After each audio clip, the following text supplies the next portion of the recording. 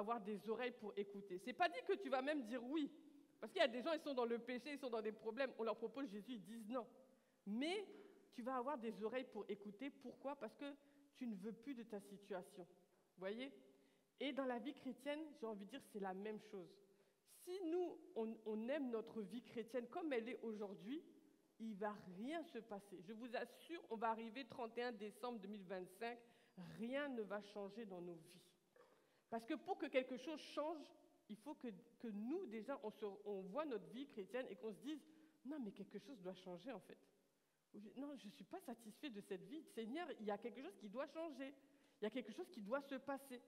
Et si on en arrive déjà à ce constat, eh bien là, on est prêt pour le changement. Amen. On est prêt pour que Dieu fasse quelque chose dans nos vies.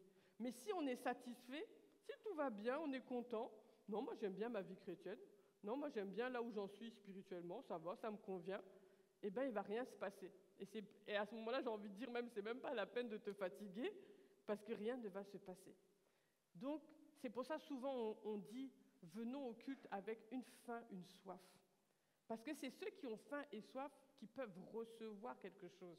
On peut être tous là, on va écouter tous la même chose, mais on ne va pas tous recevoir la même chose. Et ça ne va pas avoir les mêmes conséquences dans nos vies à tous. Il y a des gens, ils ont écouté la même chose que vous du 1er janvier au 31 décembre, mais ils n'auront pas les mêmes résultats que vous dans votre vie. Parce que tout va dépendre, est-ce qu'ils avaient faim et soif?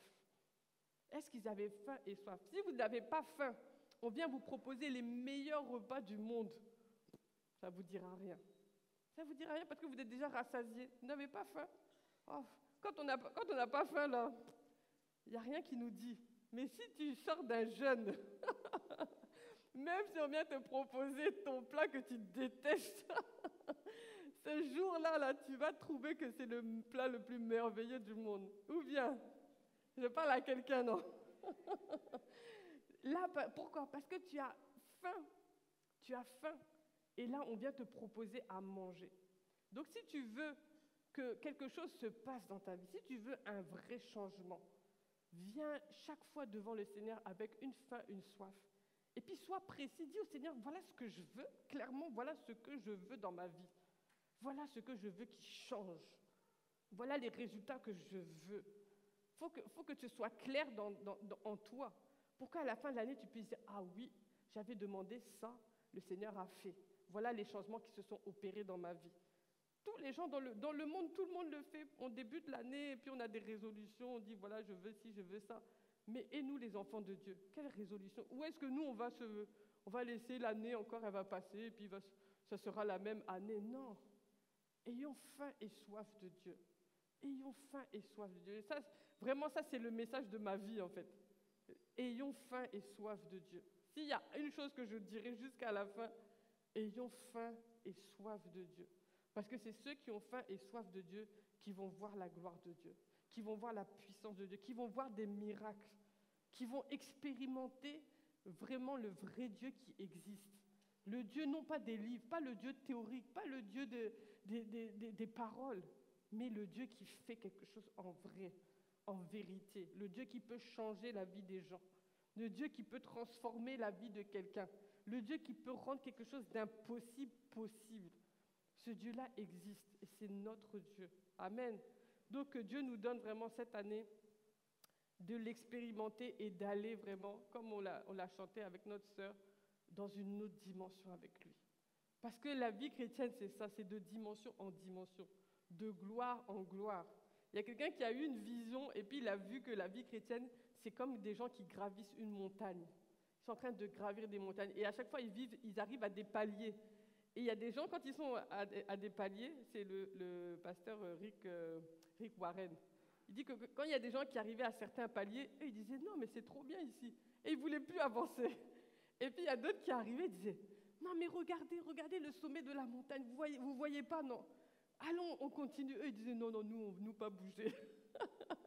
Mais au début, ils se plaignaient. Et puis le Seigneur lui a dit « Mais si eux, ils ne restent pas là, toi, tu ne pourras pas monter parce que c'est eux, en étant sur ce palier, qui vont t'aider à monter. » Et effectivement, c'est comme ça que lui, il a monté, il a gravi les échelons jusqu'en haut de la montagne. Bon, si vous voulez la fin de l'histoire, vous pouvez aller voir le livre. C'est l'ultime assaut. Amen. Donc la vie chrétienne, c'est ça. On va de gloire en gloire, de palier en palier. Et chacun, c'est le chemin de chacun. Chacun est dans ce chemin et c'est chacun qui choisit jusqu'à où il veut aller. S'il est satisfait au niveau 1, bon, il reste au niveau 1. Ce qui est sûr, il sera sauvé. Mais s'il veut aller expérimenter des autres choses, il va les expérimenter parce que ça dépend de nous. Amen. Moi, j'ai dit au Seigneur, je ne veux pas quitter cette terre. Je veux voir des morts ressuscités. Je veux voir des pieds grandir devant moi.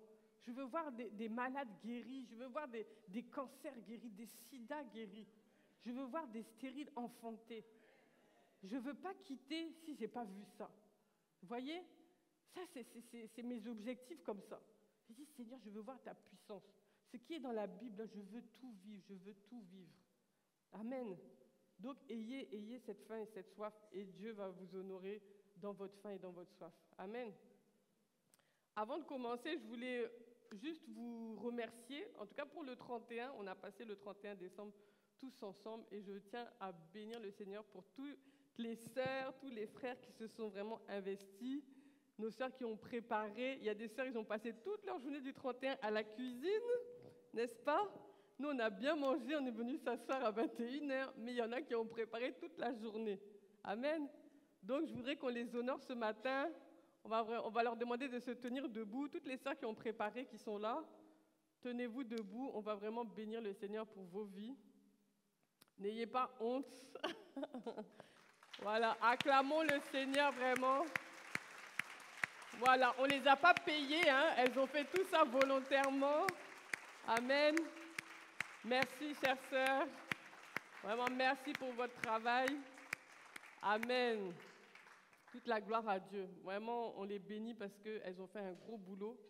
Et on en a tous profité le 31. Après, voilà, il y a d'autres aussi qui ont aidé, la navette, l'accueil, la décoration. Vous voyez toute la déco qu'il y a eu. Vraiment, tout ça, c'est l'œuvre des frères et sœurs. Et je tenais en tout cas à vous remercier parce que ce n'est pas évident.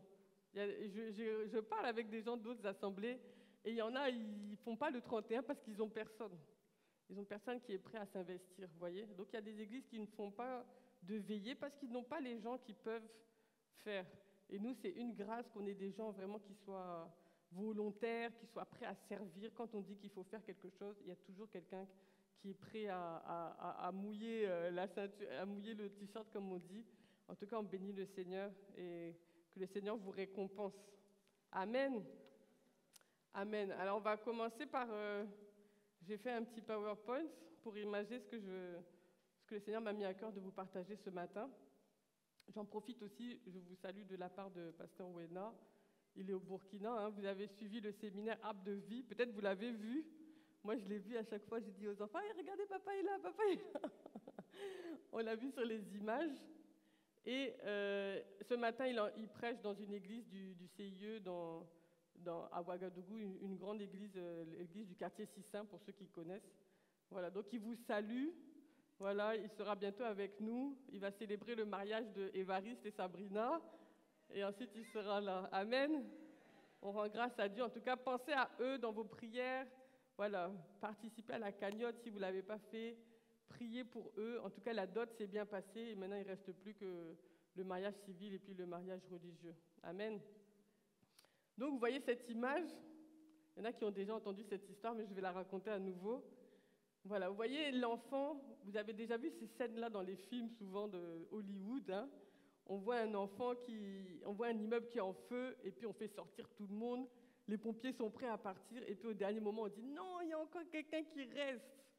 Et voilà l'enfant qui est resté dans les flammes, dans l'immeuble. Et les pompiers sont là, ils disent « Non, on ne peut plus retourner dans l'immeuble va s'effondrer. Il faut que l'enfant saute. » Et ils commencent à demander à l'enfant. Ils ont dit, David, saute maintenant, saute. L'enfant, il dit, je ne saute pas. On dit, David, si tu ne sautes pas, tu vas mourir, saute, saute. L'enfant n'a pas voulu sauter. Et il y a des fois, ça s'est mal fini comme ça, parce que l'enfant, il voit sauter, pour lui, c'est la même chose que les flammes, c'est la mort en fait. Donc, il refuse. Et dans cette histoire, les pompiers, ils ont eu une sagesse.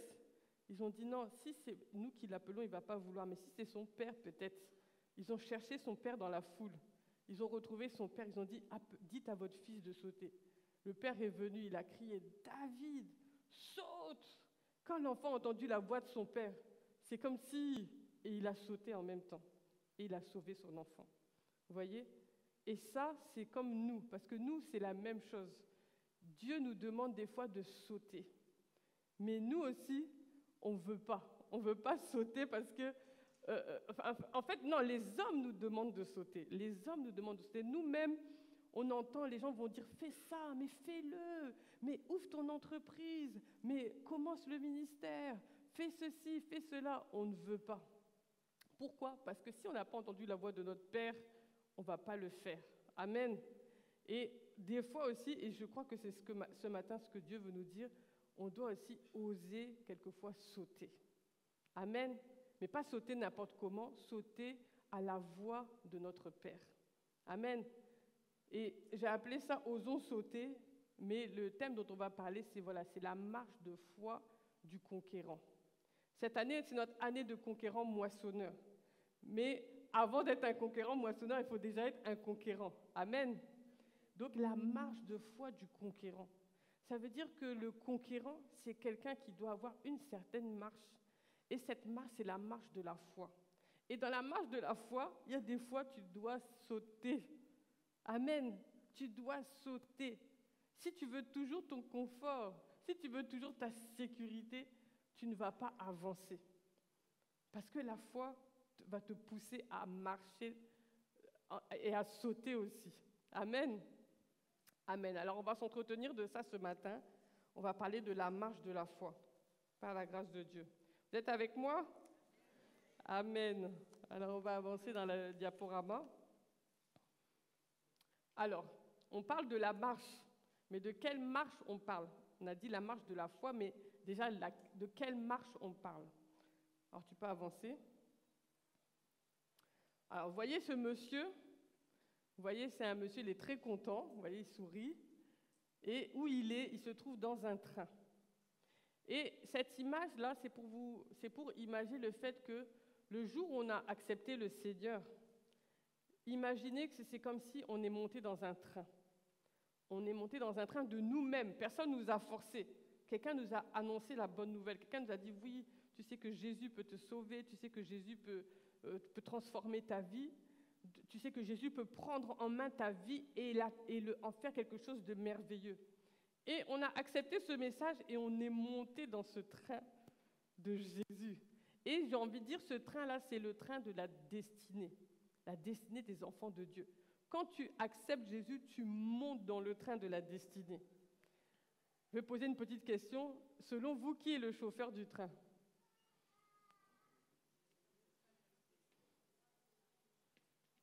Ah, il y a plusieurs réponses. Il y a d'autres qui ont dit Jésus, d'autres qui ont dit le Saint-Esprit. Qui d'autre encore pourrait être le chauffeur? Peut-être c'est toi. Ou bien le chauffeur du train, selon ce que la parole de Dieu nous dit, c'est le Saint-Esprit. Le Saint-Esprit est ton chauffeur. Amen. Et tu es montré dans ce train, c'est le train de ta destinée. Alors, il y a des gens qui vont dire, oui, mais est-ce que moi, je ne connais pas ma destinée? C'est quoi ma destinée?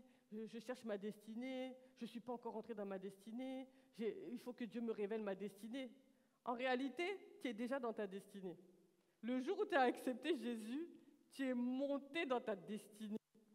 Parce que, comme on l'a dit dimanche dernier, tu ne peux pas vivre ta vie, tu ne peux pas vivre la vraie vie si ce n'est pas en Christ.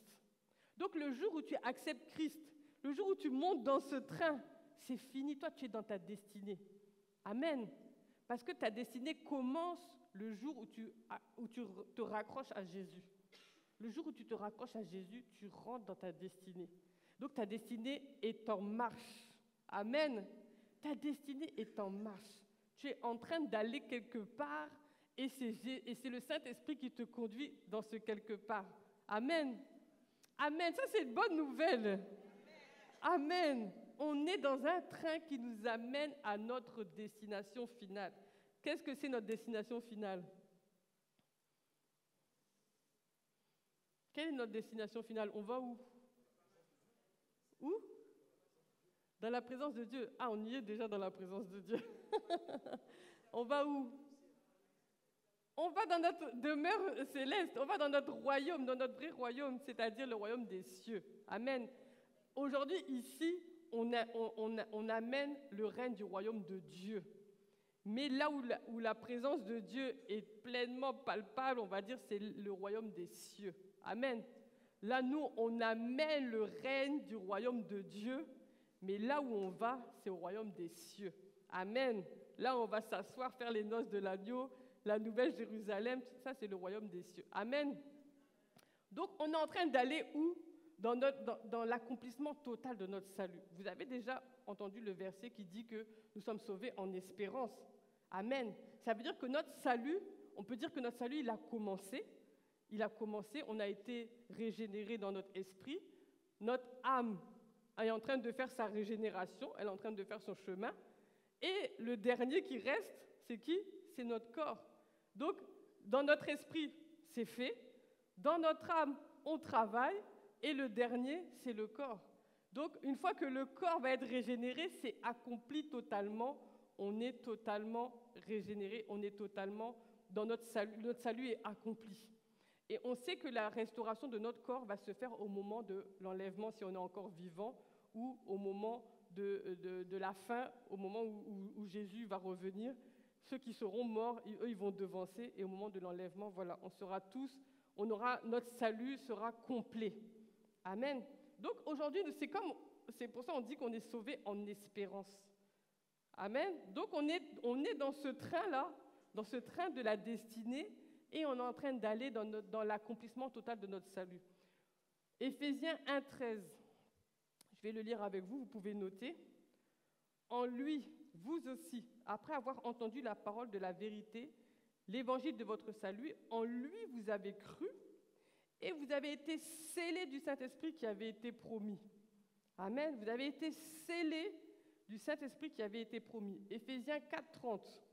N'attristez pas le Saint-Esprit de Dieu par lequel vous avez été scellés. Pour quand? Pour le jour de la rédemption. Vous avez été scellés pourquoi? Pour le jour de la rédemption. Donc c'est ce qu'on vient de dire. Le train est en train de vous amener dans la rédemption totale. Ça veut dire de l'esprit, l'âme et du corps. Et le chauffeur, c'est qui? On a dit, vous avez été scellés par qui? Le Saint-Esprit. Le Saint-Esprit est le conducteur.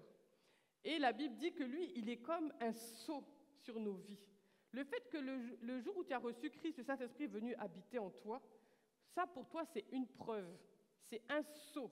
Dieu a mis une preuve en toi et Dieu est venu habiter en toi pour te montrer que tu n'es pas en train de vivre comme ça, mais il est en train de t'amener quelque part.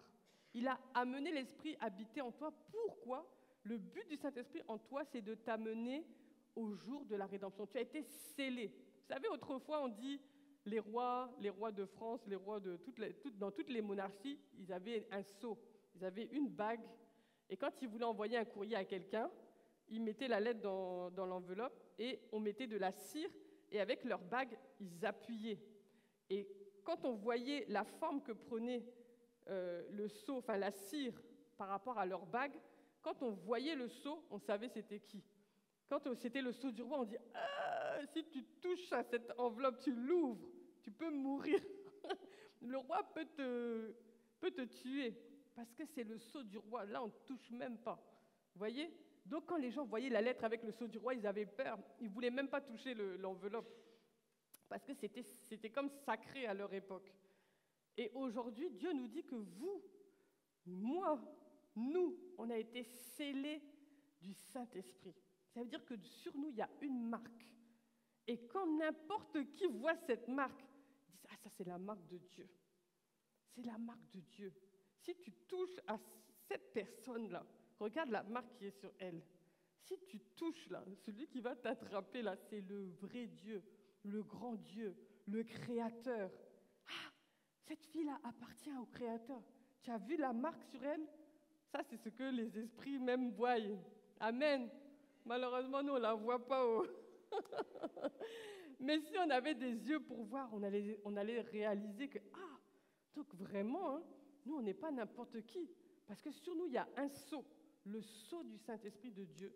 Et quand Dieu met ce sceau-là sur quelqu'un, ça veut dire qu'il est en train d'amener, que le Saint-Esprit a pour rôle d'amener cette personne scellée-là quelque part. Donc la destinée de la personne est en route et le Saint-Esprit doit tout faire. Et il va tout faire pour t'amener à ton jour de rédemption, au jour de ton salut accompli. Amen. Ça, c'est son travail. Et lui, le Saint-Esprit, il ne s'amuse pas, il ne dort pas, il ne sommeille pas, il ne s'ennuie pas. Amen. Il n'a pas des moyens limités. Amen. Cet esprit, lui, il est parfait. Et il est en toi pour t'amener à ton jour de salut. Donc ça, c'est la bonne nouvelle. Amen. Ça doit te réconforter, ça doit t'encourager. Quand tu as l'impression que rien ne bouge, quand tu as l'impression que tu tournes en rond, quand tu as l'impression qu'il ne se passe rien, rappelle-toi, celui qui est en toi, lui, il n'est pas en train de dormir. Lui, il n'est pas en train de tourner en rond. Il est en train de t'amener quelque part. Peut-être tu ne le vois pas, mais lui, il sait là où il t'amène. Amen.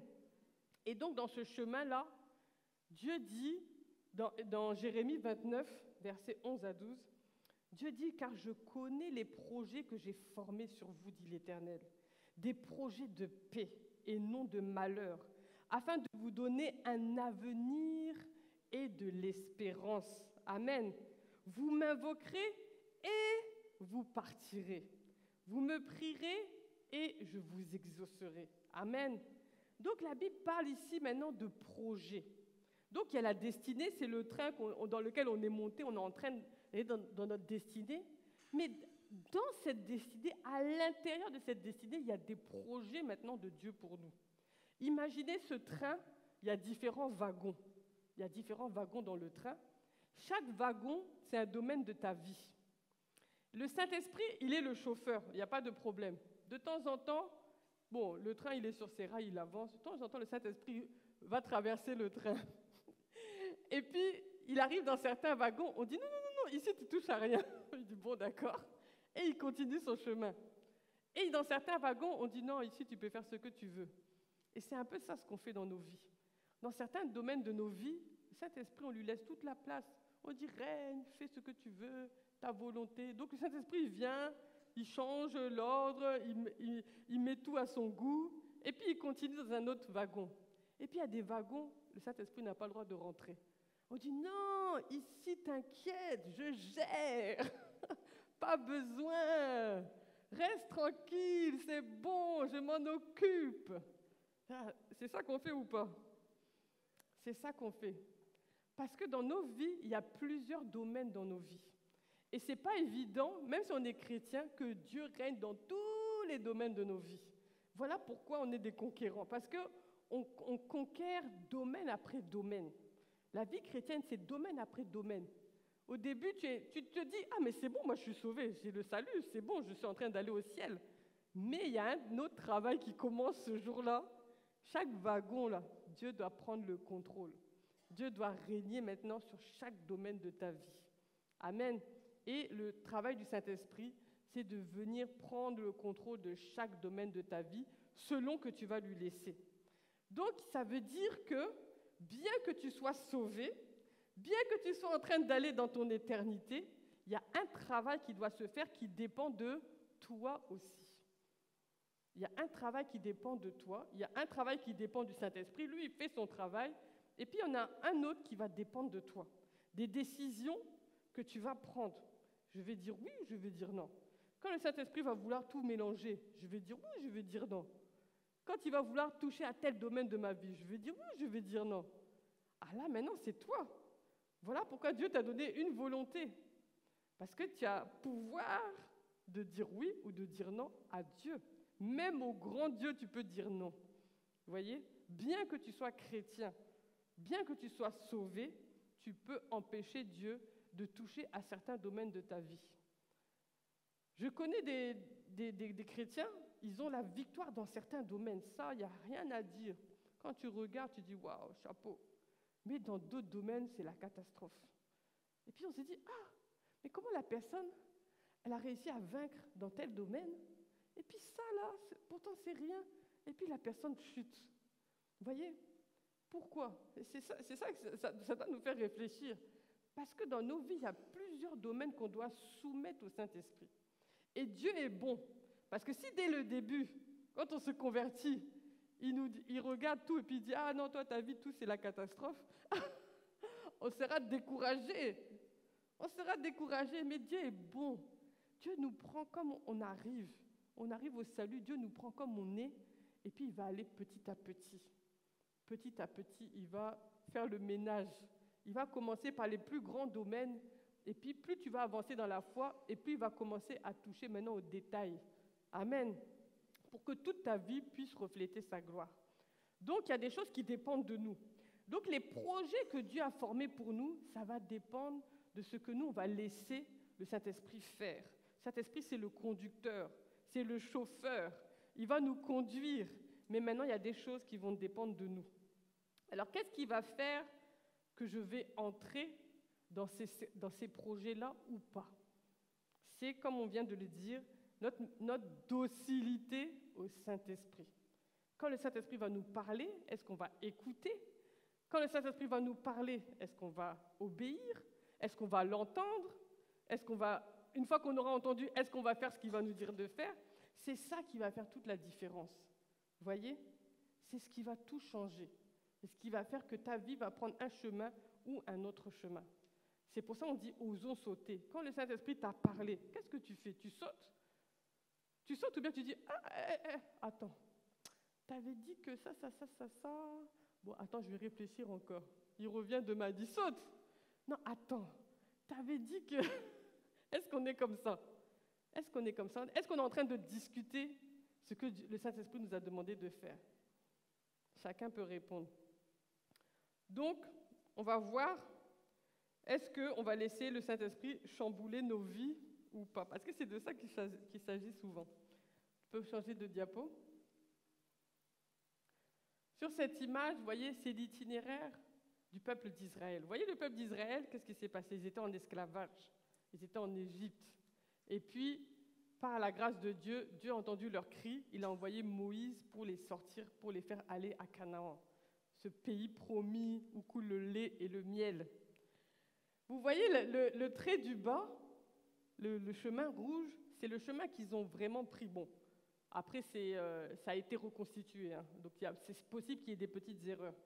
Mais c'est ce que les historiens, en tout cas, ont pu reconstituer comme chemin. Vous voyez le chemin qu'ils ont pris, ils sont descendus tout en bas et ils sont remontés jusqu'à le pays de Canaan, il est tout en haut, vous voyez, tout en haut à droite. Ils ont descendu, ils ont longé la mer, ils sont remontés. À un moment donné, ils ont fait un tour dans le désert, après ils sont remontés, ils sont arrivés à Canaan. Et c'est ça qui a pris 40 ans, vous voyez. Et vous voyez le long de la mer, il y a un autre chemin, le chemin bleu. Ça, c'était le chemin de la côte. Et dans ce chemin-là, en fait, s'ils prenaient ce chemin-là, le peuple d'Israël allait rencontrer les ennemis. C'était le chemin où habitaient les Philistins. Donc si Moïse avait amené le peuple directement, ça veut dire qu'ils allaient arriver plus tôt, ils n'allaient pas prendre 40 ans, ils allaient devoir se faire la guerre en route. Ils allaient trouver des ennemis, en fait. Ils allaient trouver les Philistins, ils auraient dû faire la guerre, se battre, et après traverser, ils allaient arriver tout de suite à Canaan. Il y avait un autre chemin, le chemin vert. Vous voyez, ça c'est un chemin intermédiaire aussi. On dit que c'est le chemin des caravanes. Dans ce chemin-là, qu'est-ce qui allait se passer? On dit que c'est un chemin où le soleil était tellement fort que même le sol était brûlant. Ça veut dire que la traversée de ce chemin allait être très périlleuse. Vous voyez? Ça allait être un peu plus court, mais très périlleux. Vous voyez? Donc, qu'est-ce qui s'est passé? Moïse, je ne sais pas si Moïse il connaissait parfaitement le désert ou quoi, mais en fait, ce n'est pas Moïse qui a pris les décisions. Si vous vous souvenez bien, comment ça s'est passé? Exode 13, 21. L'Éternel allait devant eux, le jour dans une colonne de nuée pour les guider dans leur chemin, et la nuit dans une colonne de feu pour les éclairer, pour qu'ils marchassent jour et nuit. Donc vous voyez, non mais Dieu est trop fort. Parce qu'à l'époque, il n'y avait pas de GPS, pas de boussole, rien. Donc pour maîtriser le désert, ce n'était pas n'importe qui. Moïse, il n'a pas fait sa vie dans le désert. Vous voyez, il a expérimenté un peu de désert pendant qu'il était en fuite, Mais ils ne maîtrisaient pas le désert. Qui peut maîtriser un désert comme ça? Vraiment. Si ce n'est pas des Touaregs ou... Qui peut maîtriser? Mais Dieu, dans sa sagesse, il a conduit son peuple chemin à mètre après mètre. Comment? Par une colonne de nuée. Dimanche passé, le pasteur nous disait que, imaginez, eux, ils ont vu avec leurs yeux comme ça, ils ont vu la nuée venir, rester dans le camp, se déplacer. Et à un moment donné, ça veut dire, eux, ils voyaient à un moment donné, quand la nuée commençait à faire des choses, ils disaient, ah, attention, la nuée est en train de bouger. Tout le monde commençait à replier ses tentes. Et puis, la nuée commençait à avancer tout doucement. Et eux, ils suivaient comme ça la nuée. Et quand il faisait nuit, voilà la colonne de feu maintenant qui apparaît. Ah, imaginez! Nous, on dit, ah, mais si nous, on voit ça, là, c'est fini. Il n'y aura plus de problème. Parce que si on voit ça, là, notre foi, là, va être comme du béton. Ou bien, mais eux, ils ont vu cette colonne. Ils ont vu la colonne de nuée, ils ont vu la colonne de feu. Et c'est ça qui les a dirigés dans le désert. Alors moi, j'ai envie de dire, mais Seigneur, tu ne pouvais pas leur faire prendre un chemin plus court? Est-ce que ce n'était pas mieux que, bon, ils avaient qu'à aller se battre avec les Philistins, et puis ça allait arriver tôt, tous ceux qui sont morts là dans le désert et tout. Mais Dieu sait toutes choses. Et ce que je veux vous dire au travers de ça, c'est que parfois, dans nos vies, c'est la même chose. On voit qu'on est en train de marcher, c'est comme si on est en train de tourner en rond. On ne sait même pas où on va.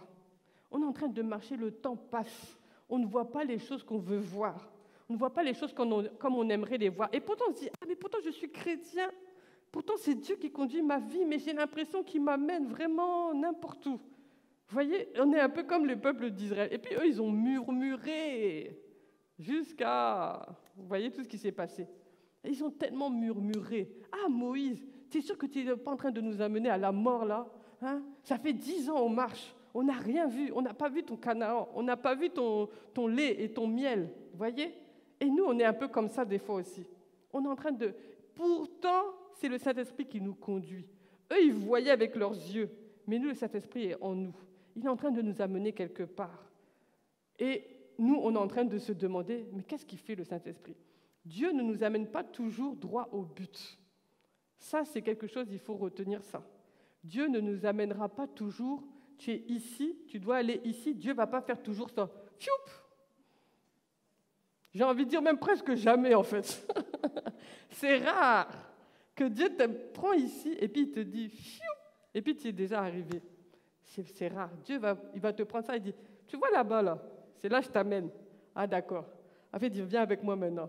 Et puis il va aller, il va t'amener, tu vas monter, aller derrière, revenir. Tu dis, ah, Seigneur, c'est quoi même? Non, laisse. Tu vas, tout. Et puis finalement, tu arrives. Tu dis, ah, c'était pour venir là. Dieu sait pourquoi. Parce que vous voyez le peuple d'Israël, pendant tous ces 40 ans, vous voyez tout ce qui est sorti de leur cœur. Vous voyez, si eux, ils rentraient à Canaan avec tout ça, là, c'était grave. Parce que tout ce qui est sorti de leur cœur, ce n'était pas beau. Dans le camp, il y avait des Akans. Il y avait toutes sortes de personnes, comment ils s'appellent, Datans. Il y avait des Datans. Il y avait des Datans, des Corées, des Abiram. Vous voyez, il y avait toutes sortes de choses. Mais Dieu a laissé ces 40 ans-là parce qu'il faisait un travail dans le peuple d'Israël. Et il a fallu 40 ans pour qu'ils soient prêts à rentrer à Canaan. Amen. Et j'ai envie de dire, nous, c'est la même chose. Dieu peut t'avoir montré là où il t'amène, mais il ne va pas t'amener directement. Il y a un travail qu'il est en train de faire dans ta vie. Et peut-être tu as l'impression que tu tournes en rond. Peut-être tu as l'impression que tu vas nulle part. Mais Dieu est en train de t'amener quelque part. Dieu est en train de t'amener quelque part. Et j'ai envie de dire aussi à nous, Église, CIE France, Dieu est en train de nous amener quelque part. Peut-être on est là, on va se plaindre, on va dire, ah Seigneur, nous on a quitté Morangis. Nous on pensait qu'un mois plus tard, on rentrait dans nos locaux. Voilà, le temps a passé. On peut se décourager, se dire, mais Seigneur, qu'est-ce que tu es en train de faire? Tu nous as oubliés. Voilà, il y a d'autres qui ont eu leur bâtiment. Et nous alors? Dieu dit, calmez-vous. Je suis en train de vous amener quelque part. Amen. Calmez-vous, restez dans la paix. Je sais ce que je fais. Amen. Romains 8, 35. Qui nous séparera de l'amour de Christ? Serait-ce la détresse, l'angoisse, la persécution, la faim, le dénuement, le danger ou l'épée? Si Dieu a posé cette question, ça veut dire que tout ça, là, ce sont des choses qui peuvent t'arriver dans ton chemin, pendant tes 40 ans, pendant ta traversée. Tout ça, ça peut arriver. Et Dieu te demande, est-ce que ça va te séparer de mon amour?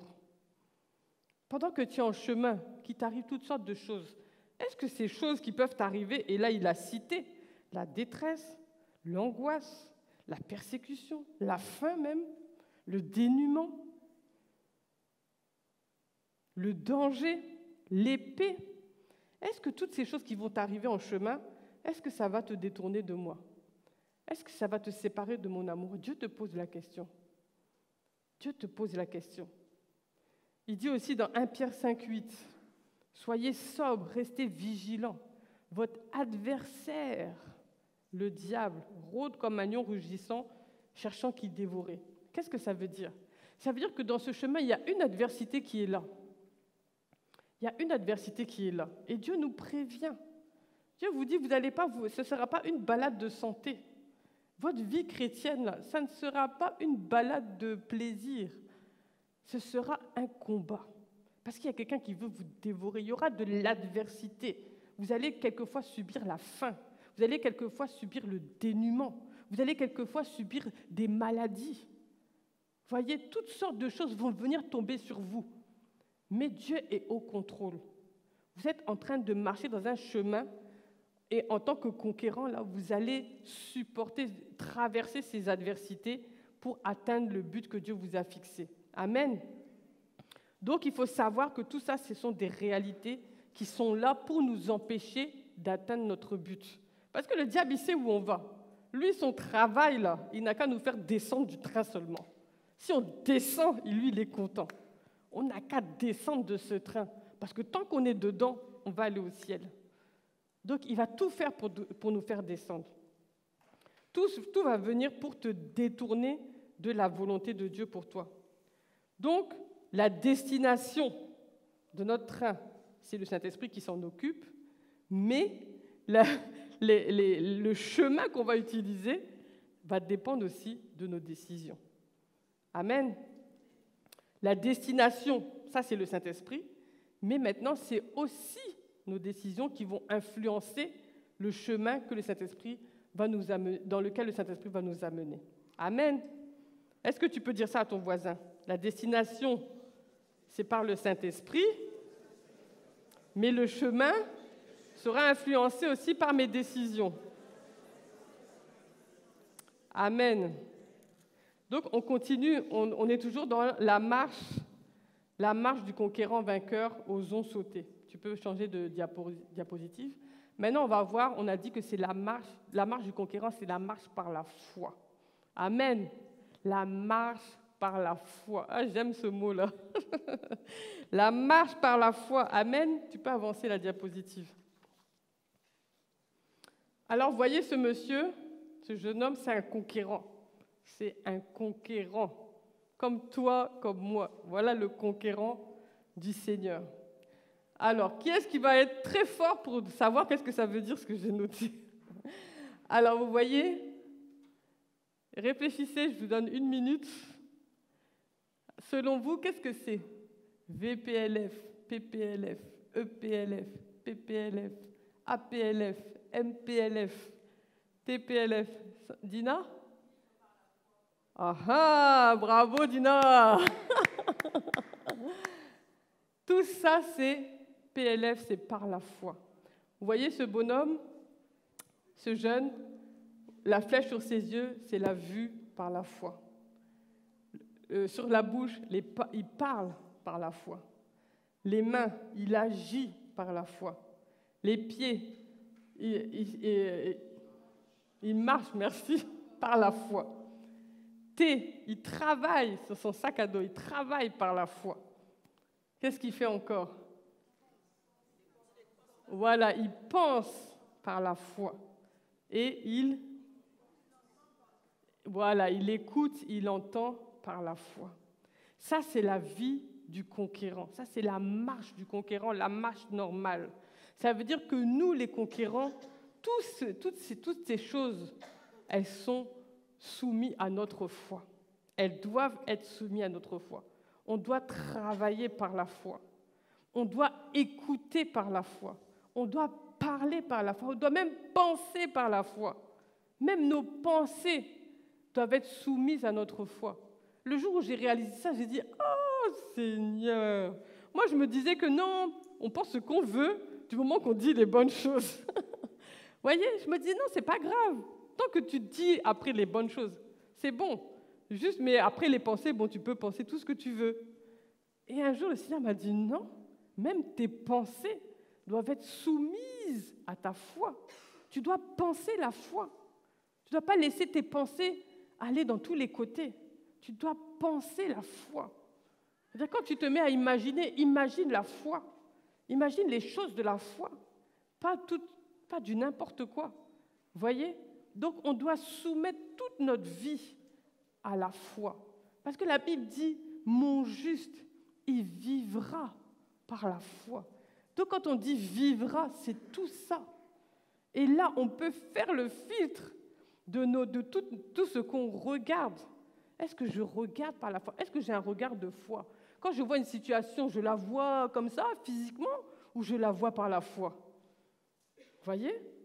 Quand je vois une situation, est-ce que je dis « Ah, ben alors là, c'est la catastrophe hein ?» Ou est-ce que je dis « Non, ça, c'est rien, devant mon Dieu ». Comme David, quand il a vu Goliath, il a dit « Mais c'est qui cet incirconcis-là » On dit que toi, tu ne le vois pas dans le géant, là. Toi, tu ne vois pas le géant. Il a dit « Non, moi, je vois un incirconcis qui parle sur mon Dieu. » Ah, David avait le regard de la foi. Est-ce que nous, on a soumis aussi nos sens, nos vies, tous les domaines de notre vie à la foi? Et ça, c'est à nous de rentrer en nous-mêmes, analyser cela. Est-ce que quand j'écoute quelque chose, j'écoute ce qu'on me dit, les paroles qu'on me dit, on est venu dire « Ah, tu sais que tel frère, il a dit ça sur toi, hein ?»« Ah bon ?» Et là, ça y est, on est fâché. Est-ce que mes oreilles, non, moi j'écoute par la foi. Non, mon frère là ne peut pas dire ça. Ça là, il peut même pas dire ça. Je n'écoute pas ces paroles là. Moi j'écoute ce que la Bible dit. L'amour là ne soupçonne pas le mal. Vous voyez? Ça maintenant j'ai soumis mes oreilles, mon écoute. J'écoute par la foi. Vous voyez? Je travaille. C'est-à-dire quand je travaille pas pour travailler. Non, je travaille parce que Dieu m'a donné un objectif et je suis en train d'aller atteindre cet objectif. Et quand je travaille, là, c'est par la foi. Comme le témoignage que le pasteur disait, la fille qui disait, on a dit, on licencie des gens, une sœur qui est venue ici même faire une fois le culte, on licencie les gens dans sa boîte, et puis tout le monde est en stress.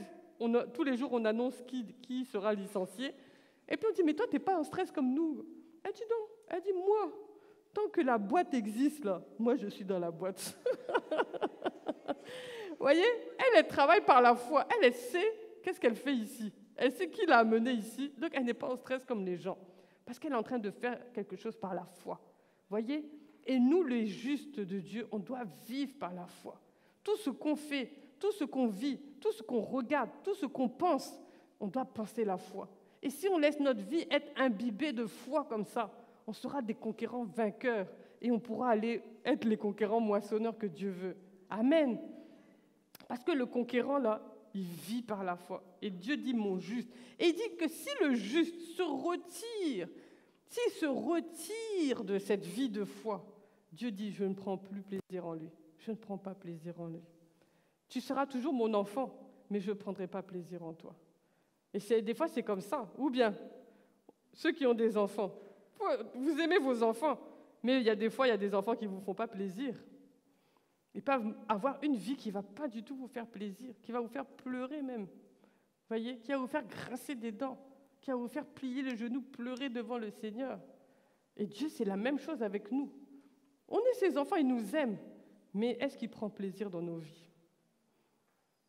Est-ce que quand Dieu te regarde, il dit « Non, je prends plaisir dans la vie de mon frère, de mon fils un tel. Je prends plaisir. » Ou est-ce que Dieu dit « on espère, hein, ça va changer petit à petit. » Non, ça c'est moi qui dis ça. Sinon, Dieu, il ne dit pas comme ça. Mais est-ce que quand Dieu nous regarde, est-ce que Dieu est dans la joie? Est-ce qu'il prend plaisir? Dieu dit que si on vit par la foi, son âme va prendre plaisir en nous. Amen. Donc, vivons cette foi. La marche par la foi, c'est la marche avec Dieu où on sait qu'on est un Dieu qui peut tout. On a un Dieu qui n'est pas limité. On a un Dieu à qui rien n'est impossible. Et c'est ça la clé de la foi. Ça veut dire, tu marches en te disant, j'ai un Dieu avec moi qui peut tout, qui sait tout, à qui rien n'est impossible. Mais si réellement on croyait à ça, là, effectivement, on n'allait plus marcher de la même manière. Effectivement, toute notre vie allait être imbibée de la foi. Parce qu'on aurait eu cette révélation qu'il n'y a plus rien qui est impossible. On le sait, mais on le sait ici. Que Dieu fasse qu'on le sache ici. Amen. Donc la vie par la foi, et c'est la marche du conquérant. Donc on va voir, et le Romains 10, 17, ça c'est la foi vient de ce qu'on entend. Quand on a dit « osons sauter », l'enfant, il a sauté parce qu'il a entendu la voix de son père. Voyez? Et nous, l'enfant de Dieu, c'est la même chose. Ce n'est pas ce qu'on a lu qui va nous aider ou qui va nous montrer là où on doit aller. C'est ce qu'on a entendu. La foi vient de ce que tu entends. Et qu'est-ce que tu entends? Dieu te parler. Voilà pourquoi ça, c'est le b.a.-ba. Entendre Dieu nous parler pour pouvoir ensuite agir. Dieu nous parle et on agit. J'entends et puis j'agis. J'entends et puis j'agis. Et ça, on a déjà parlé de ça, la foi en action. J'ai entendu Dieu, j'ai entendu le réma de Dieu et puis j'ai agi. Dieu m'a dit fais, j'ai fait. Dieu m'a dit saute, j'ai sauté. Voyez? Donc ça, c'est on va agir en fonction de ce que Dieu nous dit. Parce que si c'est la marche par la foi, souvent les gens ils confondent la marche par la foi avec la marche de tout ce que j'ai envie de faire. Ah non, moi j'ai envie d'avoir un château, donc je marche par la foi, je vais avoir mon château, oui, j'aurai mon château. Mais Dieu t'a rien dit. Ça, c'est pas la marche par la foi. Ça, c'est la marche par la bêtise. Ça, c'est la marche par la bêtise. La marche par la foi, Dieu est l'initiateur. Dieu te parle. Et ensuite, toi, maintenant, tu prends ce qu'il a dit et puis tu marches avec. Ça, c'est la marche par la foi. Amen. Donc, on va voir 4 caractéristiques de cette foi, de la marche par la foi. Alors, tu peux changer de diapo. Première chose, la foi, la marche par la foi, la marche du conquérant, c'est une foi qui prend des risques. Amen. Comme David qui a sauté. Il a pris un risque. Et je vous assure que si tu veux une vie chrétienne victorieuse, si tu veux voir la gloire de Dieu, tu dois prendre des risques. Tu ne peux pas tout sécuriser, tout verrouiller, tout, et puis après faire. Ça n'existe pas. Pourquoi? Parce que nous, Dieu nous a rendus dépendants de lui. Donc, on dépend d'un Dieu qui habite en nous, d'un Dieu qui est en nous, on ne le voit pas. Vous voyez, on ne le voit pas. On n'est pas comme le peuple d'Israël qui voyait la nuée, qui voyait le feu. Nous, on ne le voit pas. Et la Bible dit, heureux ceux qui n'ont pas vu et qui ont cru. Heureux sont-ils? Parce que c'est ça la marche par la foi. Ça veut dire que tu n'as rien vu. Tu n'as rien vu avec tes yeux physiques. Mais Dieu de l'intérieur t'a parlé. Et maintenant, il te dit, qu'est-ce que tu fais avec? Tu vas prendre le risque de croire? Tu vas prendre le risque de faire ce que Dieu te dit de faire ou pas? Parce que la foi prend des risques, je vous assure. Et si tu te mets dans cette position de dire, bon, Seigneur, parce que tu es avec moi, je vais prendre le risque. Parce que je sais que même si je me trompe, Dieu va me ramener. Vous voyez, Dieu aime les gens qui sont courageux, les gens qui ont de l'audace, les gens qui sautent, même quand on ne doit pas sauter. Vous voyez, comme Pierre. Jésus a dit, c'est moi. Qu'est-ce qu'il a fait lui? Ah, il a voulu marcher. Il a dit, Seigneur, est-ce que je peux venir? Il a dit, bon, viens. Et puis il a commencé à marcher sur l'eau. Même quand Jésus était sur la rive, et puis ils ont vu quelqu'un, ils ont dit, hey, regardez là-bas, c'est qui? Et puis il y en a qui ont dit, non, ils ont cherché qui c'était. Puis à un moment donné, Pierre il a dit, c'est le Seigneur. Qu'est-ce qu'il a fait? Il a sauté, il a commencé à nager aller rejoindre. Vous voyez, il n'a pas cherché midi à 14h en fait. Et il y a des fois, c'est comme ça. Dieu aime qu'on soit, j'ai envie de dire, audacieux, qu'on soit courageux pour lui, pour les choses qui le concernent. Vous voyez, il faut que des fois, on accepte prendre des risques. On ne va pas toujours tout sécuriser parce que Dieu veut qu'on marche par la foi. Dieu veut qu'on dépende de lui. Si on a tout sécurisé, on ne dépend pas de Dieu. On ne dépend plus de Dieu. Quand tout est calé, réglé, là, on ne dépend plus de Dieu.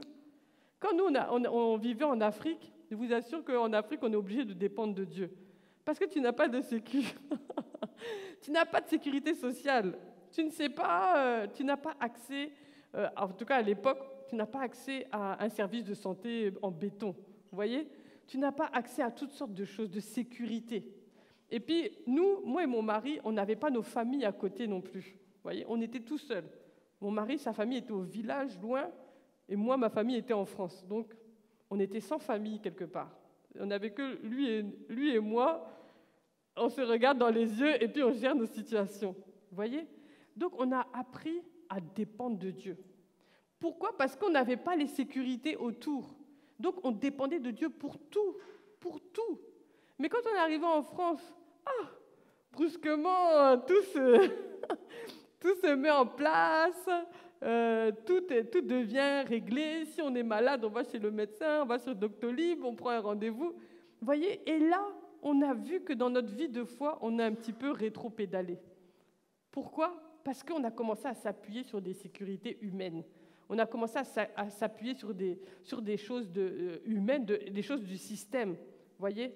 Mais la vie de foi, là, c'est une vie où tu prends des risques. Tu fais des choses en t'appuyant sur le Seigneur, même si tu n'as pas de sécurité. Moi, j'ai aimé le témoignage du frère Tega quand il voulait ouvrir son entreprise. Lui aussi, il a duré, il attendait des sécurités, des sécurités, des sécurités. Ou bien mon frère, il attendait toutes sortes de sécurités. Et puis, comme Dieu voyait qu'il attendait trop, là, il a eu un songe. Et maintenant, Dieu lui a parlé directement au travers du songe. Et puis, bon, je ne vais pas rentrer dans les détails. Au travers du songe, il voyait quelqu'un qui lui parlait. Et puis lui, il était choqué. Il disait, mais comment cette personne, elle peut me dire ça et tout? Et puis, il est venu raconter son songe au pasteur. Le pasteur a dit, parce que depuis, le pasteur le chauffait de commencer. Et donc, quand il a entendu ce songe qu'il a eu, il a dit, non, il faut commencer maintenant. Jette-toi à l'eau. Il dit, non, mais il y a ça, il y a ça. Il dit, jette-toi à l'eau. Il t'a parlé maintenant. Et effectivement, il s'est jeté à l'eau. Et puis, ça a marché. Vous voyez? Ça, c'est dans le domaine de l'entrepreneuriat. Mais il y a dans tous les domaines comme ça. Dieu nous demande de nous jeter à l'eau des fois, de prendre des risques pour entreprendre, prendre des risques pour lancer des œuvres, prendre des risques, ouvre une association, prendre des risques. Tout ce que Dieu a mis dans ton cœur, ça doit sortir. Ne laisse pas que tu termines ta vie et tous les projets que Dieu avait pour toi, ils sont restés dans ton cœur. Il faut les faire sortir. Il faut prendre le risque. Il faut prendre le risque si tu veux voir la gloire de Dieu. Voyez Pierre dans Luc 5,5. J'ai sauté le verset Hébreu 11,6. Voilà. Or, sans la foi, il lui est impossible de lui être agréable. Amen. Donc la foi en quoi? La foi en son réma. Donc je disais Luc 5,5. Pierre, Jésus lui dit, jette ton filet. Et il dit, toute la nuit, nous on a pêché, nous on connaît la mer, nous on est des spécialistes de la pêche. Quand on lance ici, il n'y a pas de poisson. Il a raconté toutes sortes de choses. Mais quand même, à la fin, il a dit, mais toutefois, sur ta parole, je vais jeter mon filet. Vous voyez, on doit être comme Pierre. Dire, Seigneur, tu m'as dit de faire ça. Bon, j'ai pas d'argent, j'ai pas le temps, j'ai pas ci, j'ai pas ça. Mais toutefois, sur ta parole, je vais me lancer. Amen. C'est comme ça qu'on doit être. Toutefois, sur ta parole, toutefois. Quand Dieu m'a demandé d'arrêter de travailler, j'ai dit, Seigneur, c'est maintenant toi tu parles. Depuis longtemps, je voulais bien.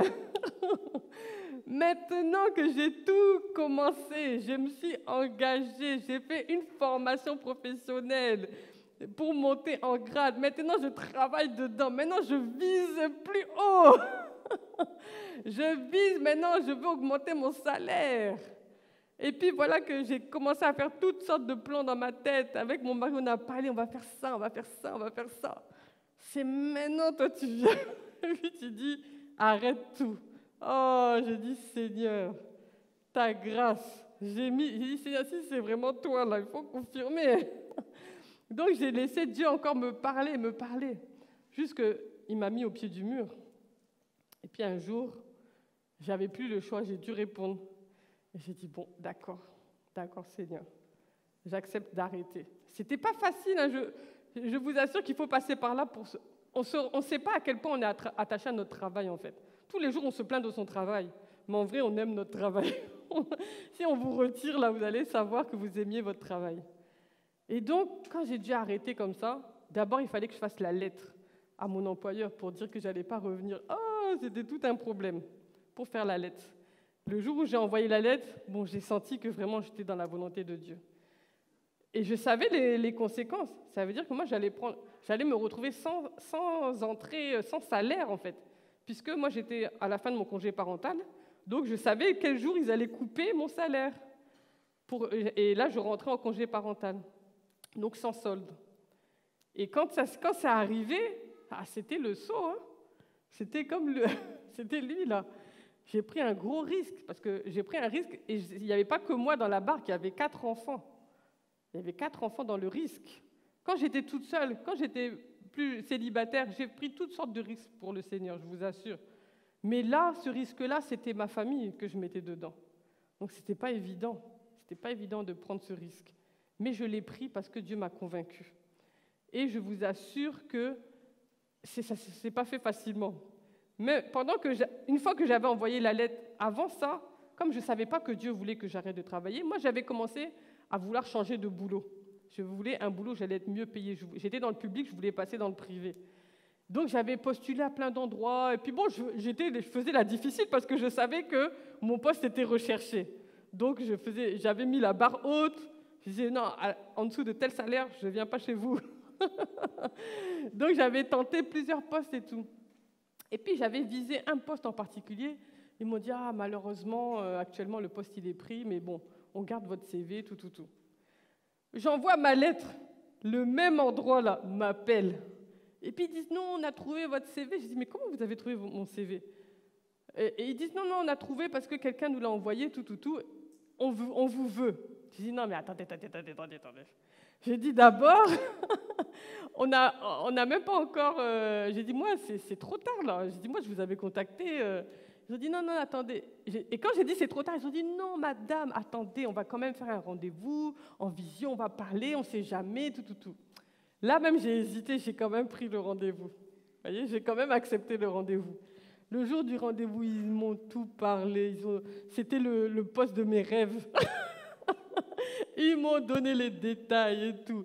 Et la cerise sur le gâteau, le salaire. Oh là, ce jour-là, vraiment, si je pouvais pleurer devant les gens, là, j'allais pleurer. Ils m'ont tout ce qu'ils disaient, ça me plaisait. Tout. Et puis, ils m'ont dit, alors, ça vous dit ? J'ai dit, vraiment, vous venez trop tard. J'ai dit, moi, je me suis déjà engagée dans une autre voie. Ils ont dit, bon, est-ce que l'autre voie, là, ça va durer longtemps ou pas ? Moi, je sais que c'est la voie de Dieu. Mais je ne veux pas leur dire ça. Donc, j'ai dit, bon, en tout cas, d'ici là, si dans quelques mois, vous n'entendez pas parler de moi, c'est que je vais y rester. Ils m'ont dit, d'accord. Et puis, ils sont partis.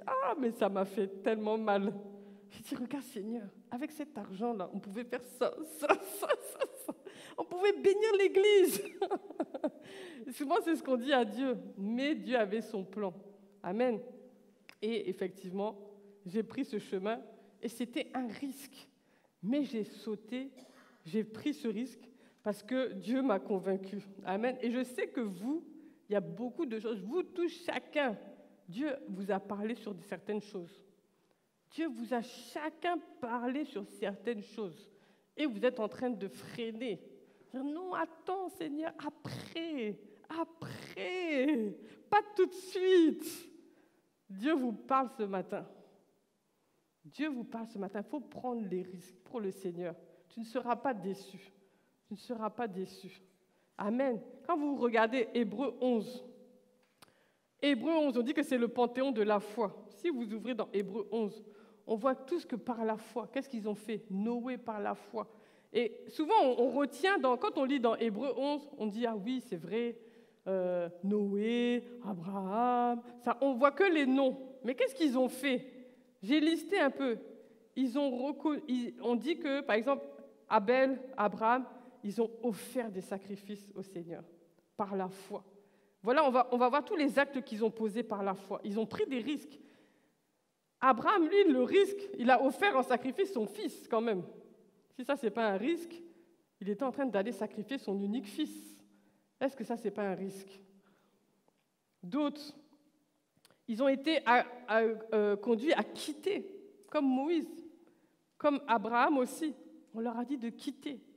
Quitte là où tu es, là, va quelque part, mais tu ne te dis pas où tu vas par contre. Hein. Tu vas quelque part, mais tu verras après. Vous voyez, ça c'est de prendre des risques, de quitter sans savoir où on va. Un jour, Dieu m'a dit de quitter. J'étais dans ma petite ville, dans mon petit confort, dans ma petite église. Et puis, je voyais que je ne voyais plus la suite, en fait. Et je tournais en rond, je disais, mais Seigneur, qu'est-ce que tu veux? Je devais prendre mon premier poste. Je venais d'avoir mon diplôme. Et à cette époque, tout le monde nous cherchait. Tout le monde cherchait des gens dans la santé et tout.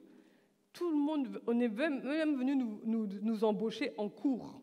Il y avait des patrons qui venaient sur nos lieux de cours pour nous proposer des postes, avant même qu'on termine la formation. Donc, toutes mes copines, elles signaient partout et tout. Et puis, ils disent, mais Ève, toi, t'attends quoi? Je dis, elle ne savait pas, mais moi, j'attendais que Dieu me dise où signer. Mais Dieu ne me disait pas où signer. Je dis, mais Seigneur, tu m'as dit beaucoup de choses, mais dis-moi où je signe. C'est tellement important. Je ne veux pas aller travailler n'importe où. Je veux travailler où toi, tu veux. Et Dieu ne me répondait pas. Jusqu'à ce que je comprenne que Dieu voulait que je quitte. Et ça, je l'ai su après, au travers d'un entretien que j'ai eu avec la femme de mon pasteur. Et puis, elle m'a dit, bon, Ève, maintenant, on met de côté toutes tes pensées, la foi, tout ça. Si Dieu te demande, qu'est-ce que toi, tu veux faire, tu réponds quoi? Je dis, bon, et puis je ne m'étais jamais posé cette question, parce que moi, je cherchais la volonté de Dieu vraiment de tout mon cœur. Et puis, je dis, bon, si ça dépend de moi, je ne sais pas, je vais partir, je vais parler au hasard. Et oui, je vais changer, je vais aller voir le monde, je vais voir toutes sortes de choses. Voilà, c'est ça que je vais faire si Dieu me demande. Et puis, elle me regarde, elle dit, mais c'est ça que tu dois faire. Je dis, je dis, qu'est-ce qu'elle raconte? Elle dit, mais quand tu parlais, Dieu m'a dit que c'est exactement ce que tu dois faire. Elle dit, tu dois quitter, tu dois partir d'ici. Je dis, c'était la femme de mon pasteur qui me parlait, une petite assemblée où j'étais, et j'étais engagée dans l'assemblée. Et elle me dit, c'est elle-même de sa bouche qui me disait de partir. J'en revenais pas en fait. Et j'ai dit, ah bon? J'ai dit, ça vient du Seigneur? Elle m'a dit, va prier, et puis tu vas voir si ça vient de Dieu. Je vous assure que si je n'avais pas dit oui à ce quitter-là, je n'allais même pas être ici aujourd'hui. Parce que c'était le début d'un long chemin dans lequel Dieu m'a amené et qui m'a amené jusqu'ici aujourd'hui. Vous voyez? Ça veut dire que c'était une des étapes clés de ma vie. Je devais quitter mon nid là et puis changer. J'étais à Amiens, dans le 80. Et puis, à cette époque-là, j'ai quitté, je suis partie à Mulhouse. Je suis passée d'une église de 30 personnes à une église de 2000 personnes. Donc, j'ai quitté mon petit foyer où j'étais en chambre universitaire et je suis partie à Mulhouse. Et là, voilà, il m'est arrivé toutes sortes de choses. Vous voyez? Mais c'était une étape clé. Il fallait que je prenne ce risque-là de quitter. Vous voyez? Et il y a des fois, Dieu nous demande aussi de quitter notre nid et d'aller plus loin. Amen. Donc, par la foi, on doit accepter de prendre des risques. Bon, j'ai pris un peu de temps, mais on va accélérer un peu. Deuxième point, la foi qui persévère. Amen. Parce que dans le chemin de la foi, dans la marche de la foi du conquérant, Dieu te demande aussi de persévérer. Parce que la marche de la foi n'est jamais une marche rapide. Jamais du tac au tac.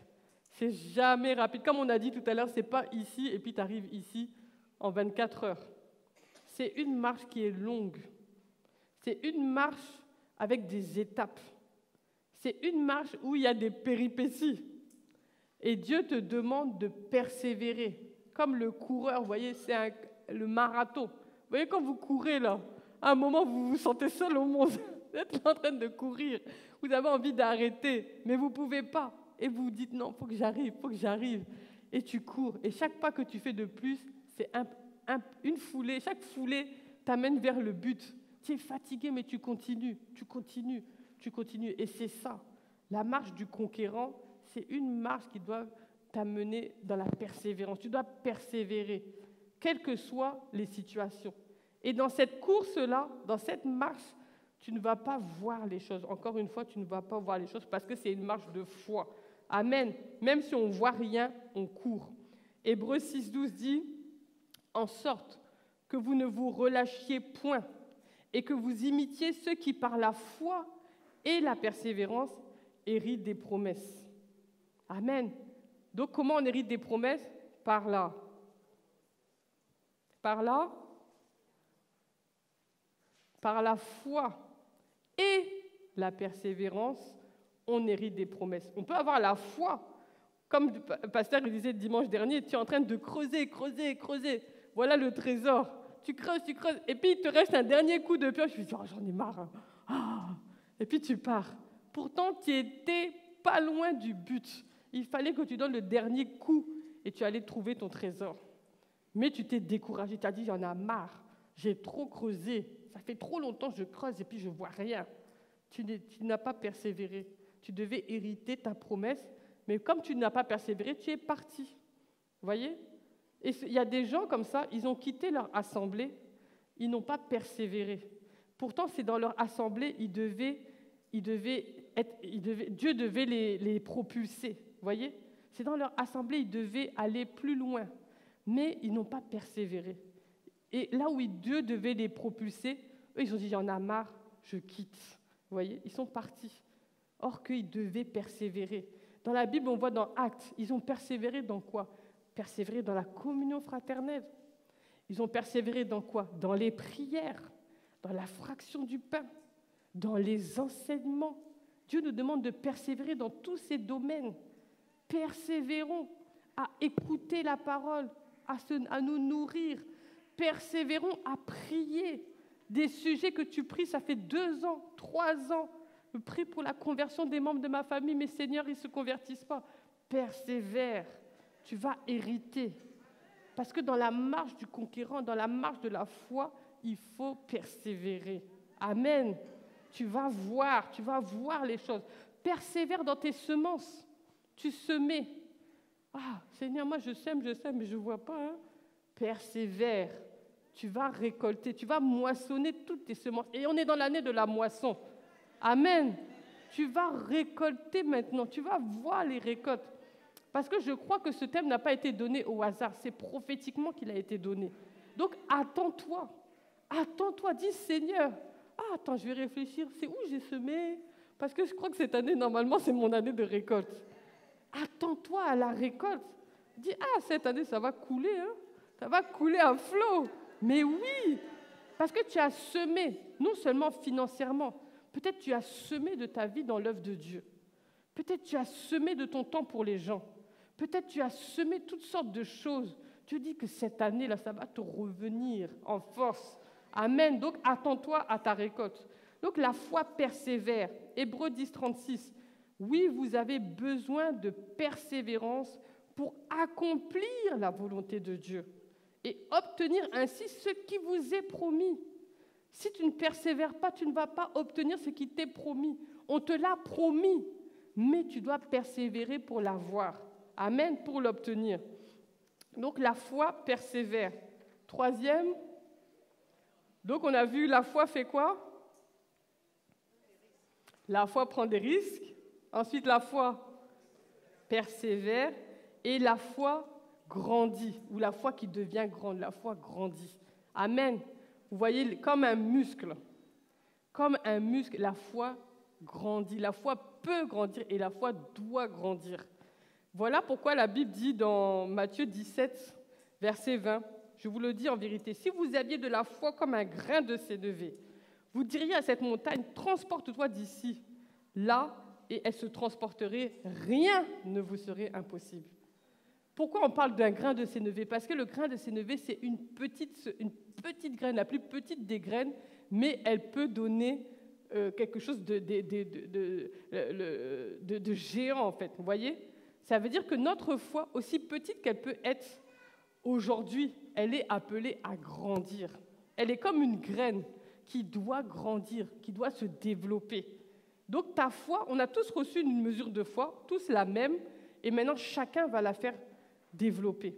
Il y a quelqu'un qui m'a donné une image et j'ai trouvé ça m'a fait tellement rigoler, parce que le monsieur qui disait ça, il était vraiment un gringalet, si je peux dire. Et puis il dit, vous me voyez? Non, on a dit oui. Il a dit, moi et Schwarzenegger, là, on a les mêmes muscles. Donc moi j'ai rigolé. Et puis il a dit, mais faut pas rire. Il a dit parce que Schwarzenegger et moi, là, on a le même nombre de muscles en réalité. J'ai dit, ah. J'ai dit, mais c'est vrai. Il dit, on a le même nombre de muscles. La différence, lui, il les a travaillés, pas moi. Vous voyez, mais sinon, on a le même nombre. C'est vrai ou c'est pas vrai? Donc, c'est la même chose. La foi, on a tous une même mesure de foi. Pourquoi il y en a, ils disent à des morts, lève-toi, et le mort se lève.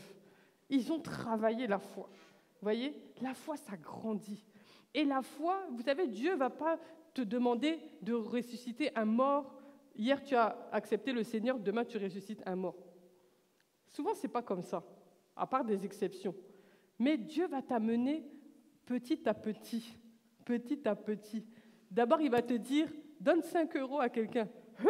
5 € Peut-être tu vas trouver que c'est trop, mais c'est mon argent, Seigneur.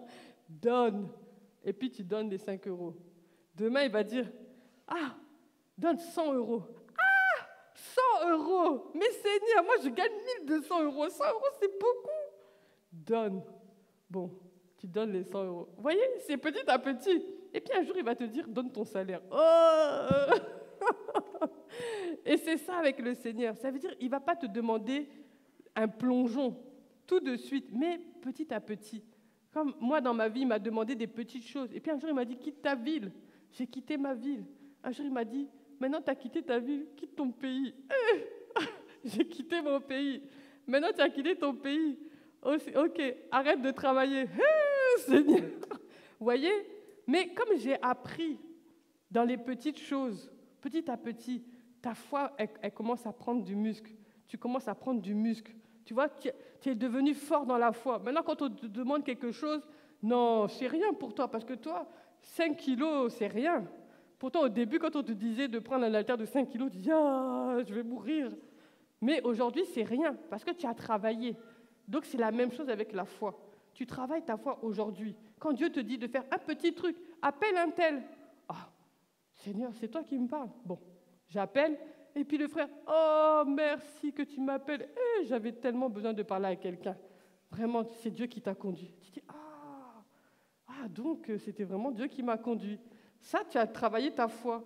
Parce que Dieu t'a dit de faire quelque chose, tu l'as fait. Mais c'était une petite chose qui ne t'engageait pas à grand-chose. Et puis demain, Dieu va te dire de faire autre chose. Si tu obéis à ça, tu es en train de muscler ta foi. Tu muscles ta foi. N'aie pas peur de te tromper. N'aie pas peur.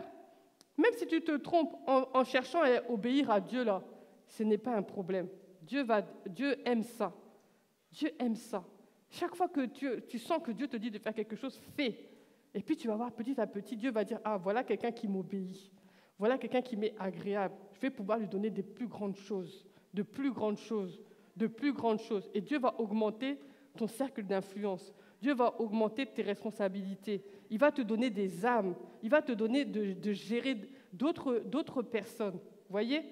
Donc, osons nous muscler aussi dans la foi. Comme la foi est un muscle, grandissons aussi dans la foi. Vous pourrez lire comment Abraham, David, pareil, David, vous voyez, il a tué l'ours, il a tué le lion. Et puis un jour, on lui a dit de tuer Goliath. Vous voyez? Ça ne s'est pas fait du jour au lendemain. Abraham, pareil, on lui a dit de quitter, de donner ci, de donner ça. Et puis un jour, on lui a dit, offre ton fils. C'est progressif. C'est progressif. Donc faisons confiance à Dieu, il va nous amener à avoir cette grande foi qui déplace les montagnes. Amen. Cette foi qui rend l'impossible possible. On veut tous cette foi, on veut avoir les fruits de cette foi. Mais il faut passer par le processus de laisser sa foi grandir. Amen. Donc vous pourrez voir les différents versets. C'est comment, à chaque fois, ceux qui sont dans la parole, les témoins qui sont dans la parole, comment ils ont laissé leur foi grandir. Et pour terminer, la foi qui coûte, mais qui paye. Amen. C'est-à-dire la foi, ça coûte. Tu ne peux pas dire « je vais être un conquérant », « je vais avoir une marche de foi », « je vais conquérir des territoires », « je vais moissonner », et ça ne va rien te coûter. Ah, mon ami, avoir la foi, ça coûte. Je ne parle pas de coûter en finance, et encore que ça fait partie, mais ça coûte quelque chose. Ce n'est pas, tu es assis dans ton salon, tu dors, tu bois ton thé, et puis ça vient tomber sur toi. Il n'y a rien de ça. Il n'y a rien de ça. Ça te coûte, ça va te coûter quelque chose. Est-ce que tu es prêt à payer le prix pour vivre la marche de foi du conquérant? Parce que si tu es prêt à payer le prix, tu vas payer le prix et puis tu vas voir, tu vas hériter tes promesses, tu vas voir la gloire de Dieu dans ta vie. Mais il faut te mettre en position d'accepter que ça te coûte. Aujourd'hui, on est dans un monde chrétien où on ne veut rien payer, on veut que tout soit facile, que tout soit gentil, que tout soit... Il ne faut pas déranger, il ne faut pas dépasser mes heures, il ne faut pas... Vous voyez? Mais non, la vie chrétienne, ce n'est pas ça. La vie chrétienne, ça coûte quelque chose. Quand on dit de se lever à 5 heures, ça coûte. Parce que la veille, tu dois te coucher plus tôt. Et puis, tu dois te lever à 5 heures, tu as mal partout, tu es bien dans ton lit. Oh, tu as des prières à 5 heures. Mais quand tu as fini la prière, tu dis merci Seigneur que j'ai été prié à 5 heures. Ou bien, c'est comme ça. Mais pour y aller, là, c'est un combat. C'est un combat de tous les jours. Parce que ça coûte. Ça nous coûte. Quelquefois, ça coûte dans ton corps, ça coûte dans ta chair. Et des fois, ça va te coûter en temps. Notre temps, on est tous en train de courir après notre temps. Mais si tu payes le prix en temps pour ta foi, pour ta marche de foi, pour ta vie avec le Seigneur, ça va payer. Ça va payer, je vous assure, ça va payer.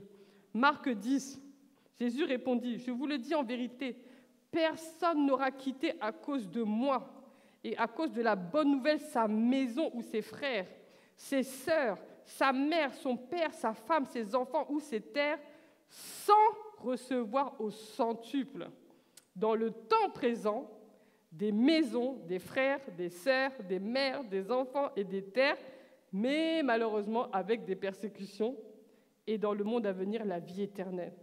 Qu'est-ce que ça veut dire? Ça va nous coûter. Dieu nous prévient, ça va te coûter. Tu peux perdre des gens que tu aimes. Dans ta marche de foi, vous voyez la personne qui est toute seule. Tout le monde est en foule. Voilà, il y a un qui est isolé. Lui, son chemin, là, il n'y a personne. Les autres, ils marchent tous ensemble, mais lui, dans son chemin, il est isolé. Le chrétien, parfois, est comme ça. Tu vas être le petit mouton noir, peut-être. Peut-être tu vas être dans des milieux où on va dire « mais toi, tu n'es pas comme nous ». Pourtant, si tu fais un peu comme eux, ils t'intègrent. Souvent dans le milieu professionnel. Non, nous, samedi soir, on va tous sortir, on va en boîte. Tu viens avec nous, non? Ah non, moi, je ne vais pas en boîte. Toi, tu es quel genre de jeune? Allez. Et puis, on te met de côté. Ça te coûte, mais ça paye. Amen. Ça te coûte des fois. Tu vas te retrouver dans des chemins de solitude à cause de ta foi. Demandez, voir, il y a une sœur au milieu de nous, le jour qu'elle a annoncé à sa famille qu'elle a décidé de marcher avec Jésus. Ils l'ont maudit. Est-ce que vous imaginez votre père, votre mère qui vous a mis au monde, qui vous maudit en face, qui vous maudit, qui dit des paroles que vous ne pouviez même pas imaginer un jour que votre mère puisse dire des paroles comme ça, en fait. Ça veut dire tellement c'est violent. Et cette sœur est jeune, cette sœur, elle a une 20aine d'années. Donc imaginez, parce qu'elle a osé dire qu'elle a décidé de suivre Jésus. Ça lui a coûté cher. On lui a retiré sa voiture. Donc maintenant, elle doit aller au travail en bus. On lui a retiré toutes sortes de privilèges. Pour qu'elle vienne au culte, là, c'est tout un combat. Imaginez. Et nous, on est là, nous, on vient comme on veut. Si on veut, on reste chez nous. Elle soupire à être au milieu de nous. Chaque dimanche qu'elle vient ici, mais elle vit le culte à fond, en fait. Parce que, j'ai envie de dire, elle est aussi en danger même, vous voyez? Parce que ce n'est pas tout ce qu'on peut lui donner. Il y a un de ses frères qui a dit que lui, il aimerait qu'elle soit morte. Tellement il est en colère de sa décision. Vous voyez? Ça, c'est la foi qui coûte. Et la vraie foi, elle coûte quelque chose. Donc si on accepte de payer le prix, sachons qu'il y aura une récompense derrière. Ça paye la foi. La foi, ça paye. La marche du juste par la foi, ça paye. Parce que Dieu n'est pas débiteur de nous. Quand on vit par la foi, on accepte payer le prix, on accepte se lever tôt, on accepte prendre de notre temps de repos. Peut-être tu vas prendre ton temps même de bien-être. Vous savez, moi, comme ça, je vous racontais, mais toutes les choses que ça me coûte de vivre par la foi, de servir le Seigneur, mais j'accepte payer ce prix. Je vous assure, il y a une fois, il y a une petite sœur de l'église qui a dit à sa maman, « Mais pourquoi Tata Ève, elle ne change jamais de coiffure comme ça ?» Elle dit, « Oui, elle garde sa coiffure trop longtemps. » J'ai ri. J'ai dit, « Mais si tu savais, ma chérie, c'est pas que je ne veux pas. Je n'ai même pas le temps. Parce que mon temps est tellement précieux. Si je dois choisir d'aller me coiffer pendant 4 heures ou alors de faire des choses pour le royaume, là, je vais choisir le royaume, je t'assure. C'est pas grave. Si je viens avec une vieille coiffure, c'est pas grave. Même aller faire du shopping, là, souvent c'est loin dans ma liste de priorités, très, très, très, très loin. Si bien que j'y vais presque jamais. Pourquoi? Parce que j'ai décidé que le royaume, là, passe avant. Je vous assure, passe avant. Et j'accepte payer ce prix. Des fois, je le paye facilement, des fois, je le paye avec des larmes. Et des fois, c'est dur, mais j'accepte payer le prix. Parce que je veux vivre cette vie de foi qui va me donner d'hériter des promesses de Dieu. Je vous ai dit, je veux vivre tout ce qu'il y a dans la Bible. Je suis prête à payer le prix. Amen.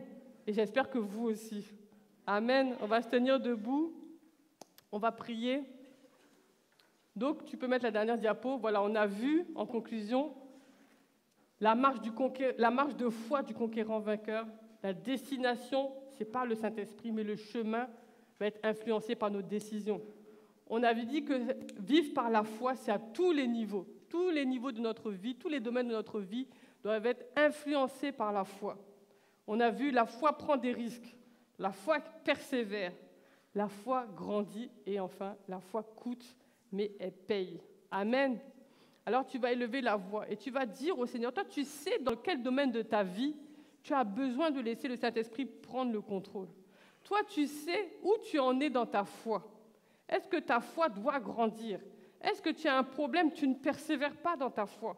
Selon tout ce qu'on a vu ce matin, élève ta voix et engage-toi. N'écoute jamais un message sans t'engager à la fin. Parce que si tu ne t'engages pas sur place, quand tu vas sortir, tu vas passer à autre chose. Mais sur place, ce que tu as entendu, engage-toi sur un point. Même si c'est un seul point de tout le message, engage-toi devant le Seigneur. Et c'est comme ça que petit à petit, tu vas avancer. Amen. Élevons la voix et prions. Oh Seigneur mon Dieu, nous te disons merci. Oui, nous te rendons grâce, Seigneur, de ce que tu as fait ce matin, Seigneur. Oh, merci Dieu de grâce, parce que tu nous parles. Oui, nous avons prié en début de culte. Parle-nous, Seigneur. Réponds à notre besoin. Réponds à notre attente. Réponds à notre demande. Oui, nous croyons, Seigneur, que ce matin, tu nous as parlé, Seigneur. Oh, à un moment ou à un autre, tu nous as interpellés. Et ce matin, Seigneur, nous voulons nous abandonner entre tes mains. Nous voulons nous confier en toi. Te laisser transformer nos vies, Seigneur. Oui, nous voulons aller de gloire en gloire. Nous ne voulons pas nous satisfaire de notre vie d'aujourd'hui, mais nous voulons emprunter cette marche de la foi. Nous voulons vivre par la foi dans tous les domaines de ma vie, Seigneur. Je désire ton règne. Je désire ton règne. Je désire marcher à ton écoute, marcher à ta voix, marcher sur tes rémas, oser, Seigneur, sauter, oser prendre les risques que tu vas me demander de prendre. Oui, Seigneur, je veux persévérer, Seigneur. persévérer dans ma foi. Persévérer, Seigneur, dans tout ce que je pose comme action par la foi. Je veux persévérer dans la prière. Je veux persévérer dans les semences. Je veux persévérer dans les enseignements, Seigneur. Je veux persévérer dans la communion fraternelle. Je veux persévérer dans le service. Je veux persévérer, Seigneur, dans l'adoration. Je veux persévérer devant toi, Seigneur, afin que tu opères, tout ce que tu veux dans ma vie, afin que tu purifies ma vie, qu'elle serve pour ta gloire, qu'elle serve pour toi, Seigneur, qu'elle soit utile entre tes mains, que je sois un vase d'honneur, Seigneur, utile à de grandes œuvres. Oh Seigneur, c'est mon désir ce matin. Oh, donne-moi, Seigneur, encore ta grâce, afin que je me muscle dans ma foi, afin que je grandisse dans ma foi. Je ne veux pas rester un bébé,